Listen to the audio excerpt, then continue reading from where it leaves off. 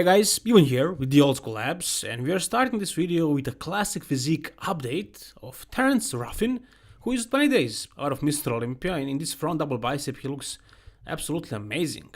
I don't want to sound negative, but I want to analyze his physique, and he is far from being perfect. There are a couple of flaws that really pop into my eyes, such as calves, for example, but the judges don't really look at calves too much, although it does throw away the balance of his physique, the symmetry, the proportions. It does make it look a little bit less impressive. As a muscle per se, the judges won't really judge it, that way.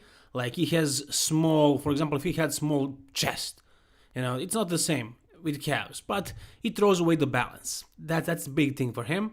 And I don't know if it's even fixable, really, because I know this guy has insanely crazy work ethic. I'm sure he's killing those calves every day. I mean, whatever it needs to be done, he's doing it, I'm sure. But it's just not happening. And calves are very, very genetic dependent. If you don't have good calves genetically, you're not gonna make them too big, You will grow them, sure, to a certain extent, but probably not much more than this, unfortunately. What he can probably work on is arms. I would love to see bigger arms, but again, I think it's just insertions. I think his triceps are low inserted and the biceps are also pretty short, so I don't think he can really work on that. And I mean, his lats, they are attached probably a little bit too low, so it makes his physique kind of blocky a little bit, especially considering the fact that he is short. And when I'm talking about his flaws, I'm talking about him winning the Mr. Olympia, guys, not just being a good bodybuilder. He's an amazing bodybuilder, and in my opinion, he's gonna be in top 6, probably even better than 6th place. In this Mr. Olympia 2020. And what you can see right here in this photo is that he is bringing conditioning. He is bringing it. He's probably just as conditioned as Brian Ainsley at this point.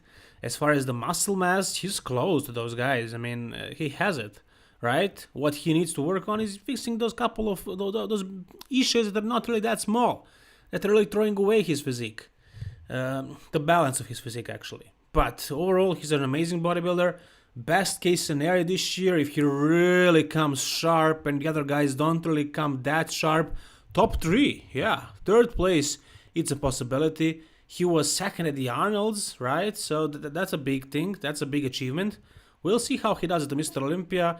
From what I can see right here, I'm impressed. This is a really good looking classic physique. And don't forget, guys, this guy is one of the best posers ever. So that's gonna work in his advantage. Let's see that. You cannot see that in a photo, but on that stage he's gonna stand out because of that amazing posing of his.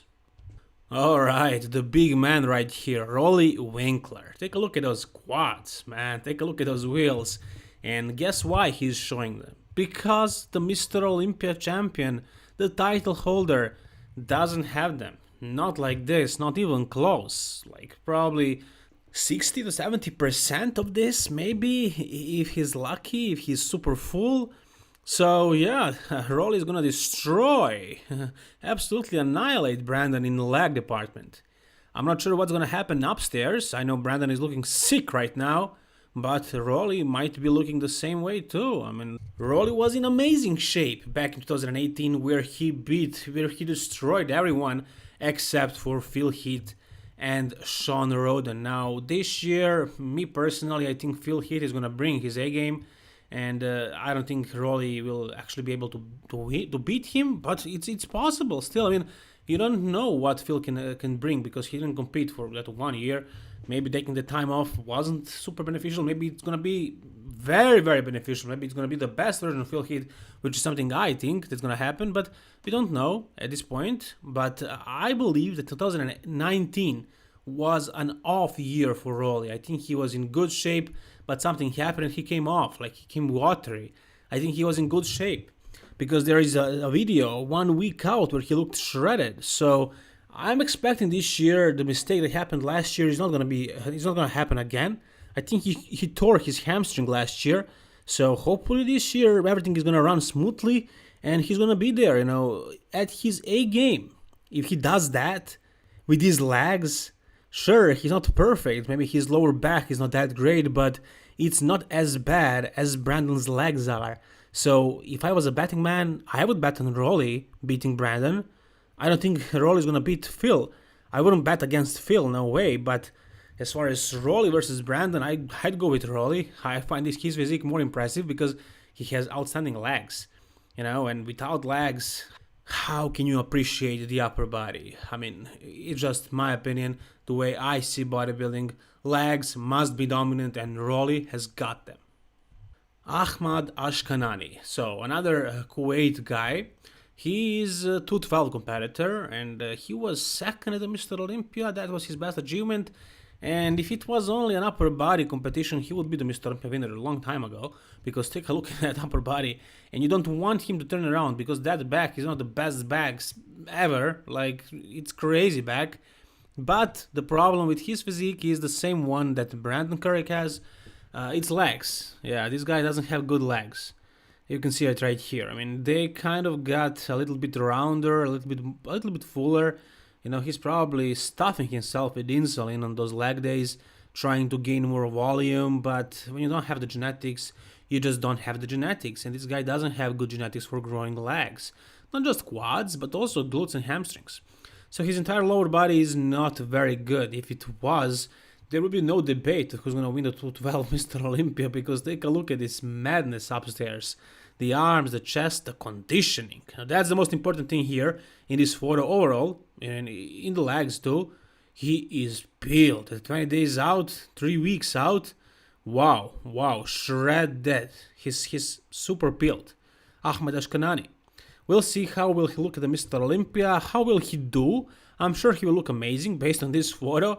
I just don't know how will he do, because there are guys who actually have good legs, like Kamal Gargni, George Peterson as well. This year, Kieran Pearson is not going to be competing.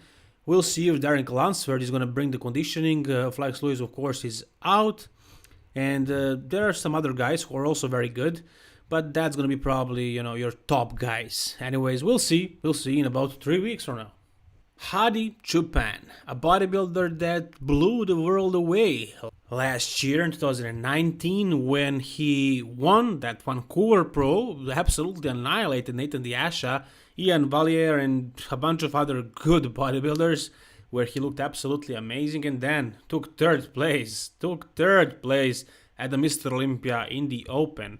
So before he was 212 competitor, now he competed in the Open, and that's where he flourished basically. It was his game, Open, and it still is, of course. Taking the third spot last year qualified him for 2020 Mr. Olympia, and he's supposed to be competing in 3 weeks from now, but we're not sure if he's going to be able to travel. We don't know it yet. Although there is something Dan Solomon said for RX Muscle, and as you can see right here, he's saying that things are looking positive, so it's possible. But what does that really mean? Not much, really, we cannot be sure. Based on this photo right here, you can tell that Hadi is working on that conditioning. There are other photos that I've posted a couple of days ago when he posted them, but this is a new one, and here you can see his face. You can see that his eyes are getting sunk in, and his entire face looks dry. So yeah, it tells you a few things. That face, that means that he's bringing a conditioning. It means that Hadi is not dwelling on whether he will be able to compete or not. He's training for it, he's getting ready for the Mr. Olympia, and probably being optimistic and positive. We'll see what they're going to do, if they're going to be able to get him to US. I hope they will. But based on this photo right here, it seems like he's going to bring the A game. The really good conditioning that he is known for. If that happens, how well can he place? Can he be better than last year? Better than third spot? I don't know, but it's going to be an amazing showing. I really loved his physique last year. It was probably the most impressive physique out there. Even though I'm not saying that he deserved better place, I'm just saying that conditioning with those deep cuts in the legs and the sheer freakiness, it's a sight to be seen, and I'm definitely looking forward to seeing it again. I hope I'm going to see it again at the Mr. Olympia. He will look at a contest, instead of saying a contest, he's going to look at it as his best performance. So it's going to be a much different mindset in the sense that he's not going to go there hoping to win. By actually being on stage, he's going to show the best Kai that he can and perform. And that's how he's going to look at it. He's not going to come out there trying to be the champion bodybuilder or be Mr. Olympia. His mindset is past that, where he views himself as a performer.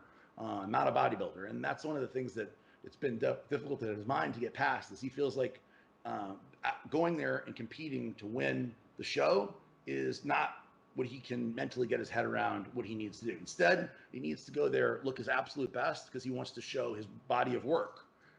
Alright, in my last video I talked about Kai Greene and whether he's gonna actually come back, or was that announcement just a little tease that he, does very often. But apparently it was himself signing for Redcon 1. And this is an interview with the owner and the CEO of Redcon 1, Aaron Singerman, in which he talks about the possibility of Kai actually competing. So, it seems like it's not out of the question. I hope Aaron is not teasing us as well. I don't think he's that kind of a person, but based on these videos, this interview right here, it seems like it's a possibility, actually. So before I say anything else, let me just show you a couple of parts of this long interview. Kai looks here a few days ago, and for a while, and Kai looks as good now today as Kai has ever looked for 3 weeks out. So he's 3 weeks out right now. At 304 pounds, his glutes are in, his quads are cross-striated, and I have the pictures to prove it. He's in condition. So I don't know what to tell you guys. You can make your own conclusion. It's Kai Greene. He has been retired for 6 years now. Back in 2014 was his last Mr. Olympia that he ever did. The year after he did some Arnold Classic shows, but Mr. Olympia 2014 was the last one. Will we see him this year? We talked about it so many times and it's getting really boring, but these guys keep bringing Kai back, back from dead. So I don't know, I would still love to see it. As you can see, Aaron says that he is 304 freaking pounds, glutes shredded. So if he's that big, and it's just about him whether he wants to compete or not. With that kind of size, yeah, he can do very, very well. Of course he can. So I don't know. You tell me, guys, what do you think? And if you want to just dislike the video because I mentioned Kai Greene, that's fine too, but I just had to say it. Anyways, thank you very much, guys, for watching. If you enjoyed this video, please like it. And if you want to see more, subscribe. All the best, guys, and keep it old school.